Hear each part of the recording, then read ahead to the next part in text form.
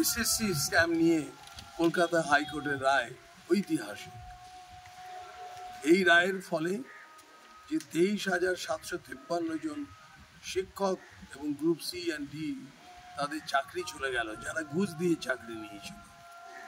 এর ফলে সমস্ত মানুষের কাছে একটা বার্তা গেল যে ঘুষ দিয়ে চাকরি নেওয়া এবং ঘুষ নিয়ে চাকরি দেওয়া এ দুটোই অত্যন্ত গম্ভীর অপরাধ।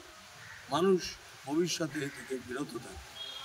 আর একজন রাজনৈতিক ব্যক্তিত্ব হিসেবে আমি বলবো যে যেহেতু এই এত বড় স্ক্যাম, যেখানে রাজ্যের পূর্ব শিক্ষামন্ত্রী জেলে আছে, স্কুল সার্ভিস কমিশনের আধিকারিকরা জেলে, অর্থাৎ state government sponsored scam, state গভর্নমেন্টের উচিত ইমিডিয়েট পদত্যাগ করা, রিজাইন করা।